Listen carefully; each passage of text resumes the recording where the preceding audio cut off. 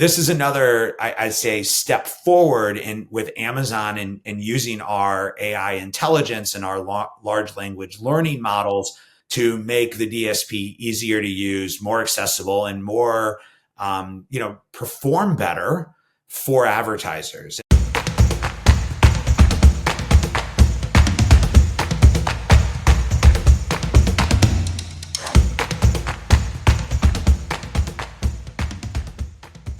Well, hello, and welcome to another edition of the E-Commerce Evolution Podcast. I'm your host, Brett Curry, CEO of OMG Commerce. And today we're talking about what's new with Amazon ads, the latest, the greatest, the betas, the new things, stuff that marketers are salivating over, stuff that maybe we're excited about, but a little bit unclear about. And so we're going to hopefully clear things up today. My guest is a returning guest, Mr. Jeff Cohen, the principal evangelist of Amazon ads, longtime Amazon guy, former VP at Seller Labs. You walk with this guy in the halls of an Amazon event, and it's like you're walking with a celebrity. Everybody knows him. Everybody loves him.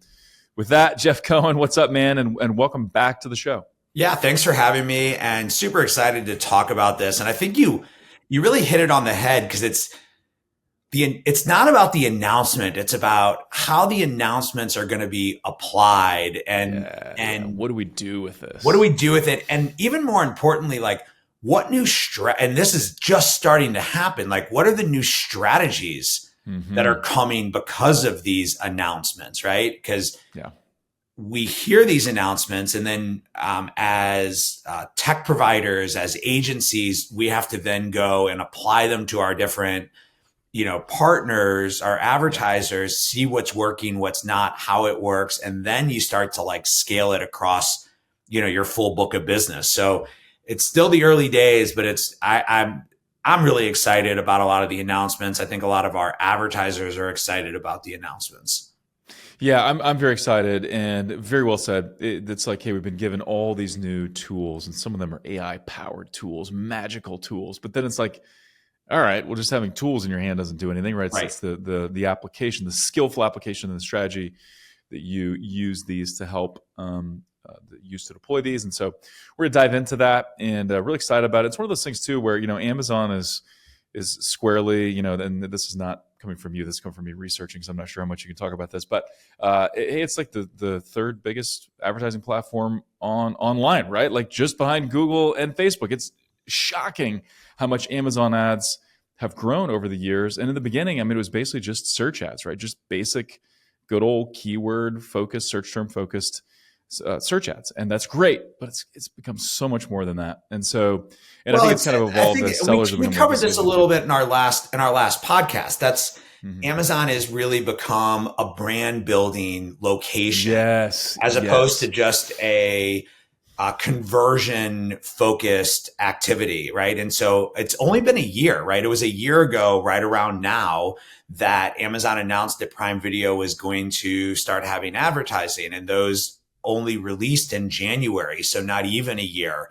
And if you think about what Amazon's done with a lot of the live sports properties, right? They're still seeing massive growth in year over year audiences around Thursday night football. They saw amazing, growth from WNBA.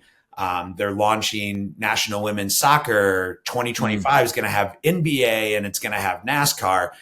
So Amazon's creating more properties that are built around brand building, as well as a lot of the original, series, and then tying together all the different types of products that you have.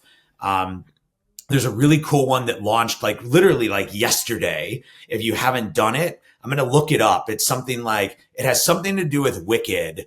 And it's like a way to cast like a spell on Amazon that's tied to the movie coming out. Okay.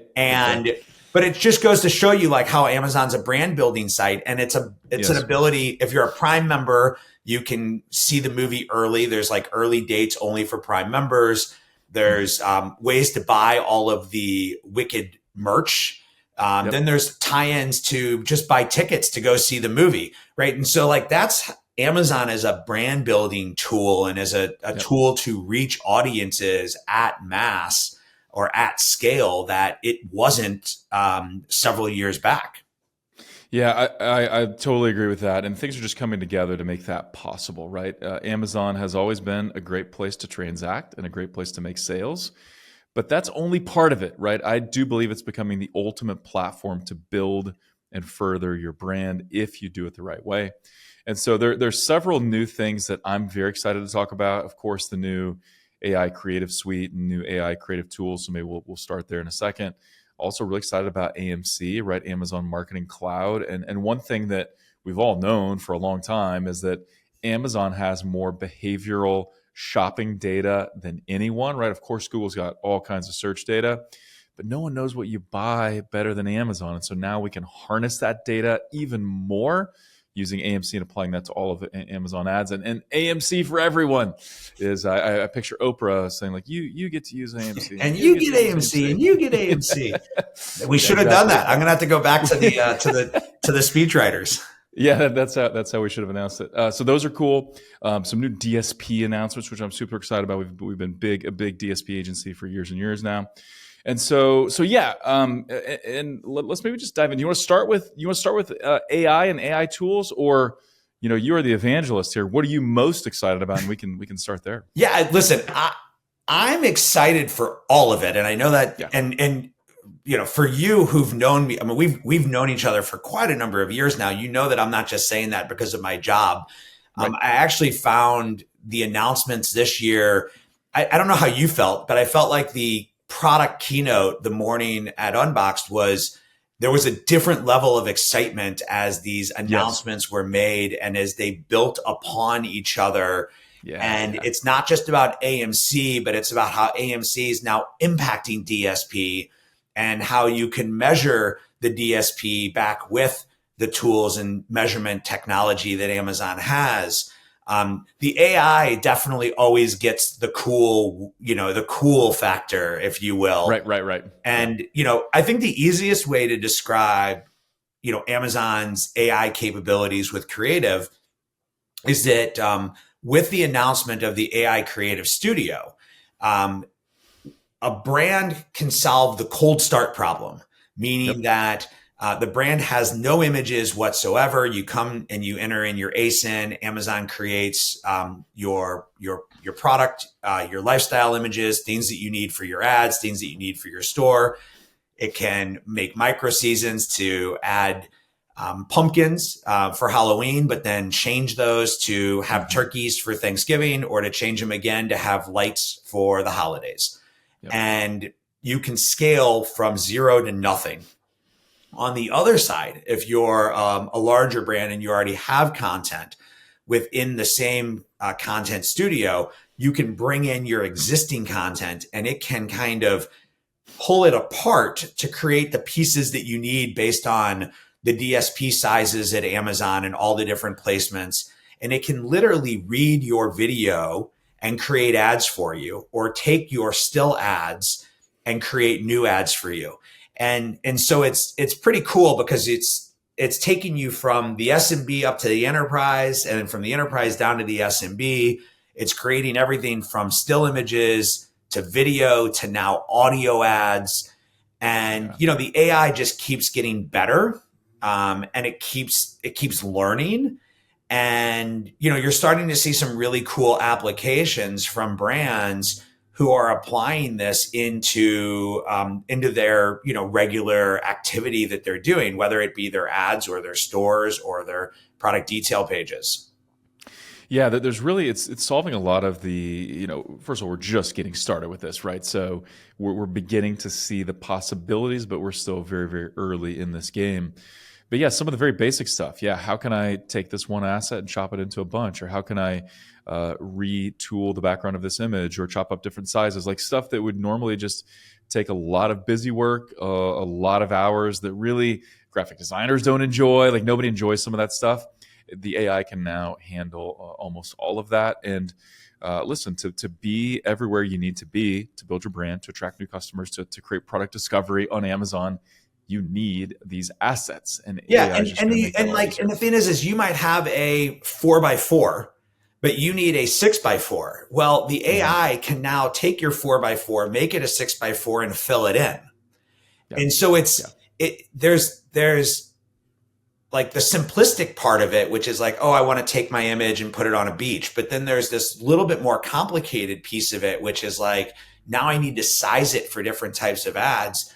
I want to add motion. So I don't want to just have my cup of coffee at the beach. I want the waves to be crashing. That creates a little bit more engagement, creates a little bit more connection to your audience. And then when it starts to use the AI isn't just doing this. The AI is also understanding your product. It's understanding your reviews, and it's making recommendations. And one of the examples that our VP used that I actually thought was a great one was that he ran the system through for a blender. And when it was doing images for the blender, it started showing face mask. And he was so confused. He's like, but it's a blender. Like, it makes sense for it to have juices and things like that. But if you go into social media, you'll find that a lot of people are using blenders to do homemade face mask. And so the AI was able to pick up on these like social. I did not know. I had not seen this trend. That's wild. So it's like, even, if you think back to the early days when we talked about keyword research, we were like, well, you have to figure out, well, what are they going to call this? Is it a casserole dish? Is it a Pyrex dish? And we as marketers won't always know everything we need to do. And so the AI can kind of make up for some of that. Yeah. Really interesting. So just because I'm interested now. So people are like blending up fibers and stuff like that, like organic materials. I don't know all that. I don't know. Or it's the chemicals that you put on and then you make a chemical I don't know. Like, do I look like I use? Yeah. If anybody knows, let Brett and I know, and then we'll try it on the next video. We got to blend up our own masks here. We'll wear masks the next podcast. I'm more into can you blend it where you just drop random stuff into the blender and see if those were epic, man. That the blend tech blenders. But I mean, if you think about it though, like that was content that built that brand. How are you going to stand out? In a sea of other blenders? I'm going to put a baseball in this blender and show that it can blend it, and then still make your smoothie. I'm going to put an iPad in there back when iPads were kind of new and people were like, what? You're blending an iPad? That's sacrilege or whatever. But totally agree. Like the announcements that have made this year, I think they've been very substantial. There's a lot of substance there, a lot of stuff we can really use to just become better marketers and better brand builders. Yeah, so, the AI is a great example of kind of where that starts. And it's also, like you had kind of mentioned, it's a challenge that a lot of brands have because they don't have budget, or they don't have internal skills, or they don't have enough to be able to scale with their agency to all the things the agency wants to do. And so it's making it more accessible. And I think that's the beauty of AI. At least that's what I tell my kids, who I feel need to embrace it. They're in high school and college. And I think you and I both agree, like the next generation, like you need to figure out AI, because it's going to be like cell phones. When I was growing up, you had to learn to live with them. And now today they're a fabric of society. Yeah, AI is going to be your superpowered research assistant, your marketing assistant, your copywriting assistant. It's going to give you superpowers. And so, it should be attached to you at all times, almost like your cell phone is now. I think that's a good description for sure. So what of the AI creative suite is available now, and what pieces of that are coming soon? Yeah, so most of the pieces, the ability to create video, to create audio, and to create ads are all available within the Creative Asset Library. The Content Studio is in beta, but I'll share the link with you that we shared at Unboxed, and whoever wants to sign up can sign up for it. And as they're rolling that out, you would get access to that full library. Cool. So we'll put that in the show notes, link to the beta there for the AI Creative Studio. So it sounds amazing. Let's pivot a little bit and let's talk about AMC and kind of this AMC for all idea. First of all, quick background: what is AMC for those that don't know, and then how is this AMC for all going to change things? Yeah, so 3-4 years ago, we were starting to describe like what's a Amazon Marketing Cloud. It sits in a clean room. If I break it down to its simplest format, there's lots of videos and articles you can read if you want to dive into this deeper. But AMC allows you to pull aggregated, privacy-safe data across your account to understand how things like your path to purchase are being influenced by advertising, and then use that to identify signals that you can then either market to from creating new audiences, or you can use it to tweak your campaigns because you're identifying what's working. As you get more sophisticated with a tool like AMC, you can start to bring in what's called first party data. So I know a lot of your listeners are D2C companies. Yes. This is or omni-channel. Yeah. This is allowing you to connect what's happening on your store and your website with what's happening with your Amazon ads. And so, especially if you're using tools like Buy with Prime, but even if you're not, you can start to see, like, when I run these ads, what type of boost does that drive to my website? Or is it bleeding from my website? Because ultimately we want to know this idea of incrementality. Totally. And a lot of times what our data is finding, and of course this isn't true for everyone, is that you're not pulling away from your website. And so that, as an advertiser, starts to give you the confidence that you need that by marketing on Amazon, you're bringing in net new customers that you wouldn't have gained otherwise. And so AMC really starts to become this measurement tool for your brand that helps you answer these questions that you've had for a long time. Now, AMC for everyone means that before you had to be on the DSP to be able to access AMC. Now AMC is available for only sponsored ads, which means anybody can now access AMC. And it's really great. One of the cool features, so it's like, okay, cool. Now what do I do with this, right?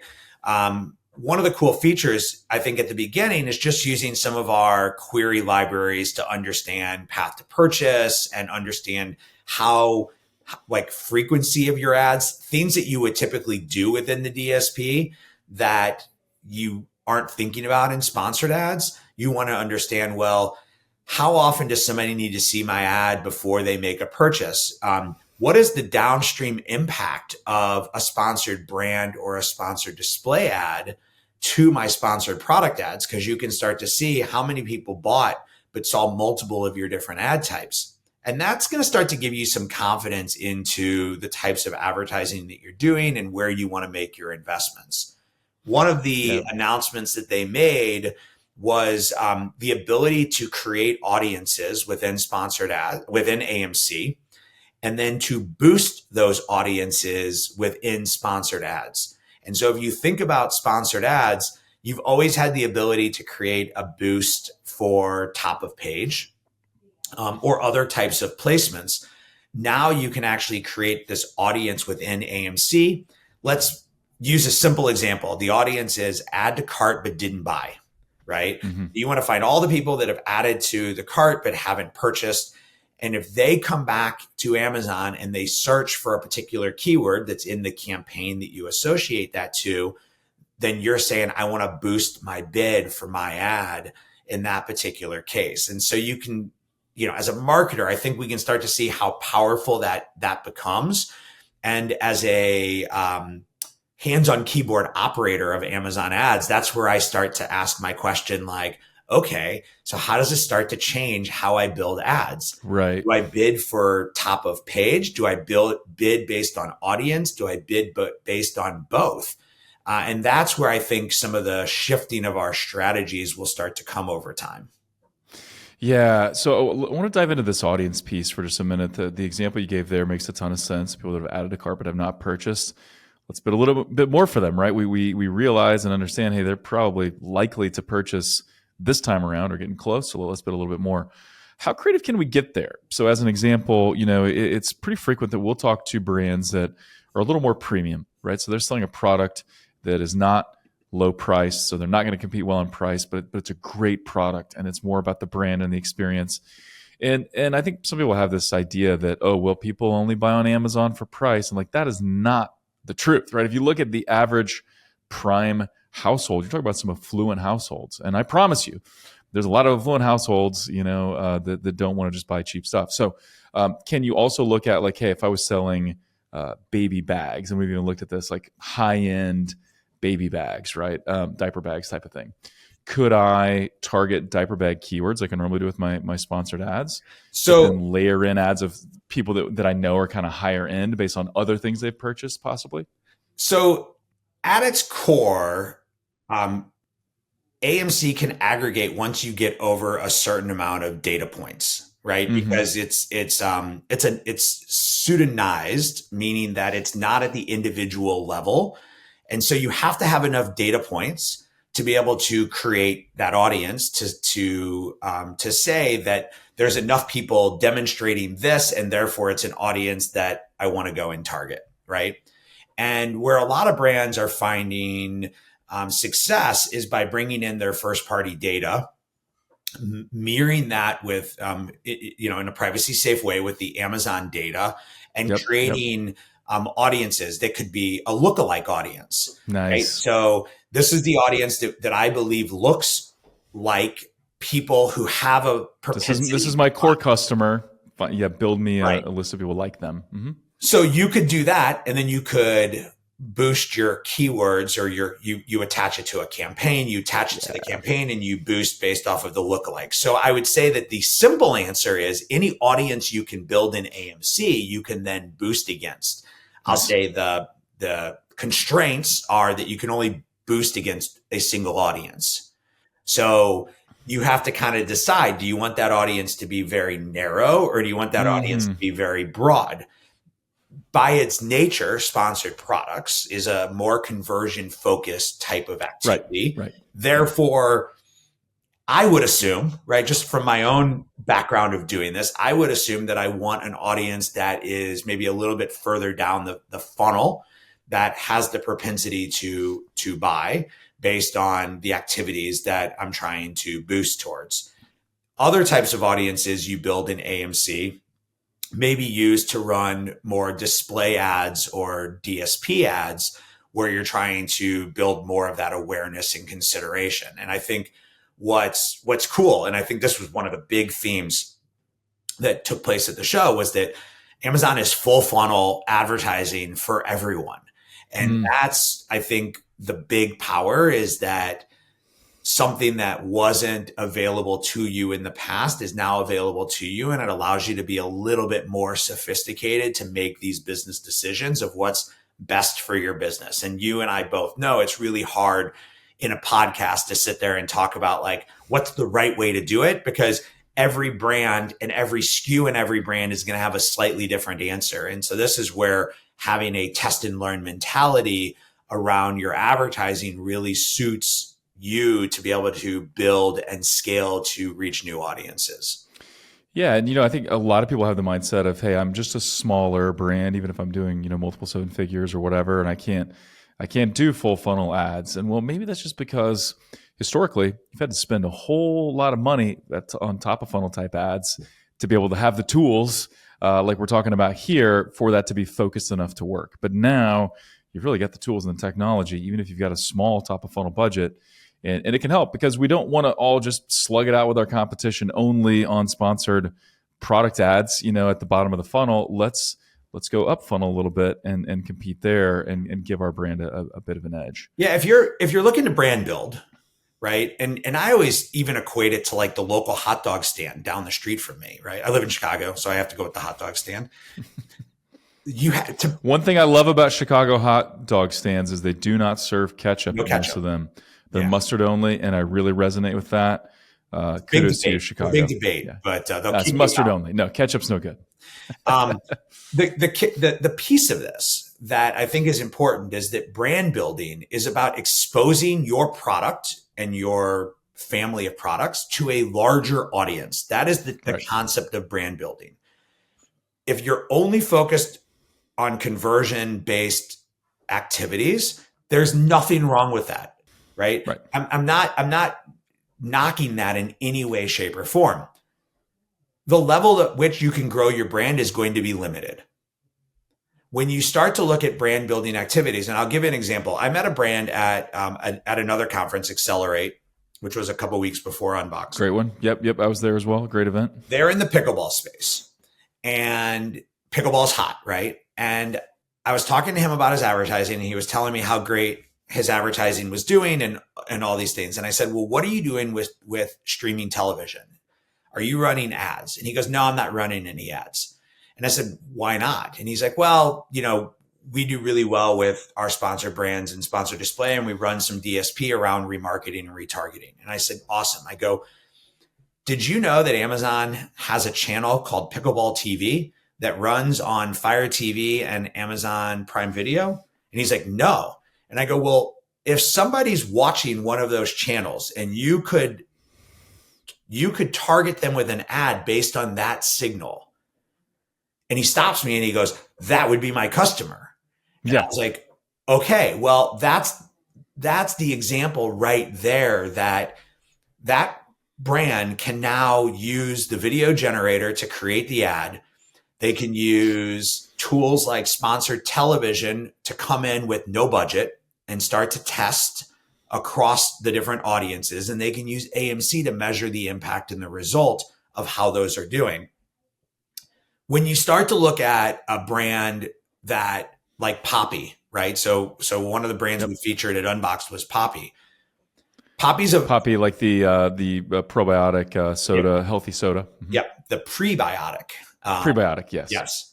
And what they see, I worked on that session, so I knew that. Their brand, and this is, I think, really important for people to understand. Their brand is 4 years old. It was, well, maybe coming close to 5. It was concocted in her kitchen in 2020. It's only 2024. Okay. So the brand is 4 years old. They only started, they had done some OTT advertising in 2023, but they really only started streaming TV and larger TV plays towards the end of 2023 and into 2024. So now, mind you, they did a Super Bowl ad. They did a WNBA sponsorship, but they were able to build and scale this using streaming television, using sponsorships, and using the measurement tools primarily of Amazon, but not exclusively, to drive the results for their brand. And so whether you're looking at like the pickleball company or whether you're looking at the Poppy, it's easy to look at them and go, but I'm not Poppy. Well, Poppy wasn't Poppy 4 years ago. Totally. Right. And you and I go back to the days with, I'll bring up an old brand, Death Wish Coffee, right? Like we knew the owner. I mean, I still know the owner of Death Wish. I've known him for 8-9 years. And it's the same thing. He was able to build a brand, gain market share on Amazon in a highly competitive category, and expand his brand to other channels, and be very successful. That's brand building. And that's the tools that are available to you that weren't as available to you before, that make you look at Amazon in a brand building capacity where that investment is necessary. Not necessary isn't the right word. That investment is an opportunity for you. Yeah, I like that. Let's talk about incrementality, because I think this is the newer concept in marketing that really is what people newer. It's not new, but it's newer in that I think it's becoming top of mind for a lot of people, and it's sort of solving the yes, that's what I want my marketing to do. And it's at its simplest form, incrementality is like, what would have happened if we hadn't run these ads, and what happened because we ran these ads, right? Yeah. And so are my ads actually creating a difference? So I want to lay out a scenario for you and get your perspective on how AMC can help now versus maybe how AMC may help in the future. So we work with a lot of omni-channel brands. So brands that are selling D2C, through Shopify or Magento BigCommerce, whatever. They're selling in store, they're selling in marketplaces on Amazon as well. So I run YouTube ads, right? So I'm a bigger brand. One of our brands is Arctic. They're a Yeti competitor. We're doing a case study. Google's doing a case study on them because we had this big YouTube campaign that went really well. But what we know is that if we run a YouTube ad and we direct people to the website, so many people that see that and think, yeah, but I'd rather just buy it on Amazon, right? Which is fine by us. Like, we just want to sell products, but we want to be able to see it, right? So will you be able to connect the dots there as well? If you're sharing audiences from your site with AMC? Are you going to be able to see those, connect those dots, so to speak? Yeah. So listen, omni-channel incrementality does become difficult, right? Like It gets hard. Yeah. if you want to look Especially at like, in store. Yeah. yeah, if you and exactly, and if you want to really look at like how do you solve that, you start getting into mixed model media. You start getting Right. into doing omni shopper panel, shopper panels, and those require larger geo holdout tests, like right. incrementality tests and geo holdouts, which we've done those. Yeah, correct. And those work great for the brands who have the scale and have the budget to be able to do them. Right. So then the question becomes like, then what can I do if I don't have the scale and I don't have the budget? That's when you have to start looking at things and what I like to say directionally, how are things working? And so you're not going to have the holy grail of being able to completely track a Google ad to a website to Amazon. Yeah. Right. Exactly. Cookies are going away and privacy is maybe critical. Right. Google keeps kicking that can down the road, but yeah, eventually. So it creates a lot of challenges for brands, but you can start to directionally see by looking at first party data and looking at AMC data, what that incrementality starts to look like. And are the shoppers buying on your site and also buying on Amazon? And you start to get to a relative signal around incrementality to show you whether it's positive or negative. And so I've never been a believer that like incrementality is an absolute number. But I also don't totally agree. I also don't believe ROAS is, right? So like, tell me the difference between a 3.5 and a 3.7 ROAS. And I understand it's 0.2, but like, what did that really mean? Well, it means directionally, this campaign is performing better than that campaign. And I think that's ultimately what you're trying to do and where AMC can start to help. The other data points that I think become critical is understanding like new to brand audiences, who has a bigger propensity to lead to like a subscribe and save, which wouldn't work with like an Arctic, cup. I don't think people subscribe to buy those, but people might buy more than one of them. They might be. It feels like we've done that at my house. We have so many of them and it feels like that, but they're just all one-off purchases. Yeah. Right. But you can start to look to see like, what is the 12-month, 13-month life cycle of, that's a new data point that Amazon is now sharing is like, what is the 12, 13-month lifetime value of a customer? And so Amazon is creating so many more of these data signals that are available to you as marketers that you're able to have a more sophisticated look into that. There's always the absolute person it's never going to be enough for them. But that's also the person who probably doesn't want to really spend the money to do the types of I'm going to say this wrong, causation testing that you truly need to understand how incrementality works. And so incrementality, if you really go and read like,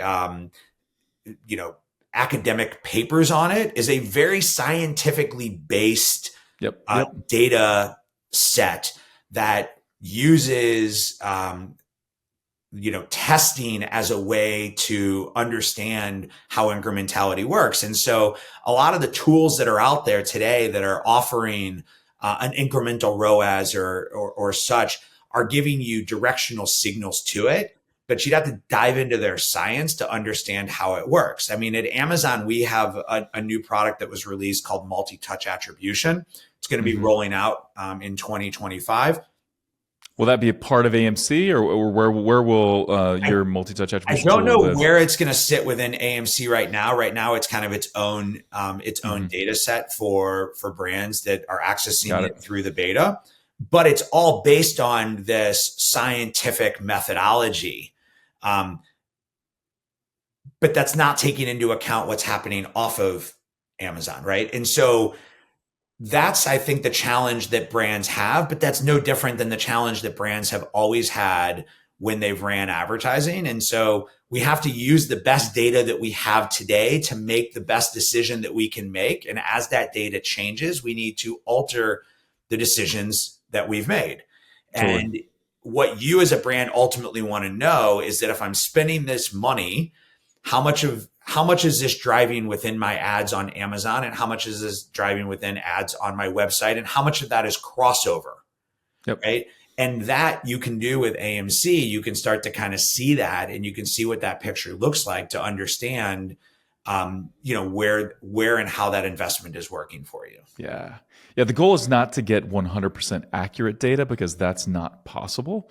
But the goal is to get actionable data and clearer, actionable insights. And yeah, one of the things I love about EMC is just the ability to see what is driving first-time purchases versus repeat purchases, Yep. right? And being able to chart that and create graphs for that. Well, and your and you begin audience to see, like, this is what's driving new customers. Right. Your audience might be different. So different campaigns that you run that have a tendency to drive first-time customers, you're willing to invest in them if you know that your lifetime value is higher, right? Yeah. But if it's bringing in repeat customers, then you're going to have a different ROAS or spend that you're looking to make for those acquisitions. So it really does add to being a more sophisticated marketer. But the one thing that I'll add, and then we can move on to whatever else you want to talk about, is that, and I've seen this throughout my career, is that if you don't believe the data, then you're almost, it's probably wrong to say, but you're almost wasting your time. And what I see marketers do, and I correct me if you think I'm wrong, but it's the data will show them something, but they're like, yeah, but I know influencers play a bigger role, so I'm going to keep investing in them. And it's like, you need to let the data tell you the story for the decisions you want to make. When you start to put your own assumptions into it, that's where you start to skew based on biases that you have and not based on what the data is telling you. And so if you're running influencer campaigns, there's ways to see like how keywords are performing. There's ways to see how traffic from those campaigns are converting to sales, and to understand the power that influencers have. And, AMC can help you do that too. One of the suggestions I make to people for like influencer campaigns is create dedicated landing pages in your stores. It allows you to, capture them right into your store. It allows you to put the influencer there, so it's top of mind, and make the connection from the off brand to that store. And it allows you to start to see what the sales are coming from that page. Let's transition to Amazon DSP for just a minute. And so, obviously AMC was exclusively available to DSP clients, and now it's available to all. But there's some new things coming to DSP as well. So talk about some of the new iterations, new tools, new opportunities within Amazon DSP. Yeah, so the two biggest announcements around the DSP that I was most excited about was that we've changed the DSP workflow, which can be cumbersome at times and was lacking some of the features and functionalities that some of the other DSPs have within the market. Now, the beauty of this is that when you look at Amazon and our DSP is always been known for what we called our owned and operated properties. So that's the ability to have your ad show up on Fire TV, IMDb, Twitch, Prime Video. But the DSP now also has quite a few publishers that allow you to be in third-party websites. So your ads are broadcast across both Amazon-owned properties, as well as third-party sites, bringing all of that measurement into one single place, which allows you to manage things like your frequency cap or your budgets. And I think that's really super exciting to, one, have an easier product to use is always a big win. Two, that the product is not just more competitive with the market, but almost better than the market. I guess I will state that it's better than the market, but I guess maybe that's debatable. And then three, to be able to measure all of the insights back to understand not just how it's doing on Amazon, but how it's doing on your own channel or other channels that you're working with through like a third party data set that you would bring into AMC. So that's, I think, one of the really exciting pieces. I think the other exciting piece was that Amazon, stepping forward in the world of AI, has created a tool called Performance Plus. With Amazon Performance Plus, you can create an Amazon DSP campaign in 3 to 4 clicks. And what you're doing is you're allowing the Amazon intelligence to be able to apply to get you the best outcomes for the types of campaigns that you're trying to design. So you have the ability to create full funnel campaigns that you want to and go in and tweak all the little pieces of it that you want, or you can come in and you can let Amazon's intelligence run on your behalf to see how they perform. And brands are even running these kind of against each other to say, how's Amazon do? No different than how you would test another AI, right? Like, is it giving me results that are better than what I had before? So this is another, I'd say, step forward with Amazon and using our AI intelligence and our large language learning models that have always been applied to some of the core principles of our advertising to make the DSP easier to use, more accessible, and more, perform better for advertisers. And, the best way, I've always believed the best way to get a larger investment into advertising is to show better performance. Totally. Are you seeing any early data on how those new campaigns, the AI-driven campaigns, are performing versus standard DSP campaigns? I don't know any of them off the top of my head. It's brand new. But I could probably find a case study or two to throw on for somebody that wants to dive into that deeper. Yeah, really cool. One thing, just kind of anecdotally, and I'm curious if you've got a perspective. We've got an Echo Show in our kitchen, one of the that's an 11 or 15 inch, I'm not sure, but it's great. Listen to music on it. Occasionally I'll turn on YouTube TV while I'm cooking and watch a game or something. But I've been noticing more ads pop up when I've got like the home screen that usually has like our calendar, family calendar, and some other things there. Then I'll see some ads on the left-hand side, and it's been a variety of things. Like I've seen some ads for this creamer, this healthy, clean creamer that we buy, and it's like, oh, this is like a reorder ad. But then I've seen other things that's not stuff that I've purchased, but I'm like, okay, Amazon is suggesting products here. What is likely the drive? What is the campaign type driving those ads? I don't know specifically the campaign type that drives it, but I think the intelligence that drives it is just that all of them are logged into your same Amazon account. Totally. Yep.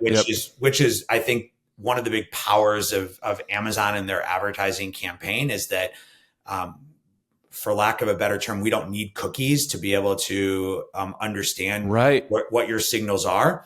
But it's also triangulating the signals that you have for advertisers who are not advertising on Amazon. So if you continue to watch it, you're probably starting to see other advertisers come up where it's not necessarily about go to Amazon and buy this product. It might be about going to get some ice cream down the street, or right. And I think that's another area where some new cars place ads there as well, which is kind of interesting. Yeah, and you can push a button and schedule a test drive, right? Totally, yeah. And so you're probably creating some kind of signal from what you're watching on Prime Video to the type of music that you're listening to, the types of products that you're buying, that are saying that car may be, more in line with something you would buy versus something else. I mean, for me, it would, if you looked at my signals, you would see quite a few things that are around, like, I just bought a new outdoor lighting system that's all built into my Ring system. So that would indicate that I'm maybe a little bit more smart home type. Smart home, right? So then I might get more ads that are smart home type based because I'm showing the signals that I like a smart home technology. And I think that just goes to show what I was kind of talking about at the beginning, which is that the Amazon customer, the people who's engaging with Amazon, is doing it in their car, in their kitchen, on their couch. And there's so many ways for advertisers to engage with them.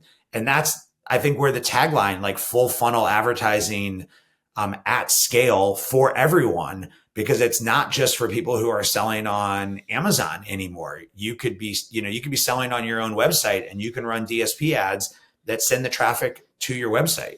So, Amazon has really greatly expanded who can actually access this to create those ads, which I think is exciting for brands as well. It is, because being able to target someone based on their behavior on Amazon, or based on what Amazon knows about that shopper, very, very powerful. Because not only does Amazon have more behavioral shopper data, what you like to purchase, when you like to purchase, things like that. But also what media you like to consume, what do you like to watch, all kinds of data points that Amazon has that are extremely valuable. And yeah, that this small example, but these ads on the Alexa device, I mean, choose the creamer example again. There have been several times where I'm like, oh shoot, yeah, I actually do need to reorder that. And I'll either, if I'm across the kitchen, I'll just speak and say, Alexa, reorder, or you go over there and you tap it and you do your thing. But either way, like the tools that Amazon is opening up, it's allowing, like, you don't have to be, Hyundai or Toyota to use those tools. Well, that's now the thing. You can just be selling it. Yeah. And I think one of the things you just said there is really important, which is that advertising works best when it fits naturally into somebody's life. Yep. Right. And like, that's the bar that Amazon has to continue to reach, because if advertising becomes, if it becomes irrelevant, or if it becomes, too much, then that's when people turn it off.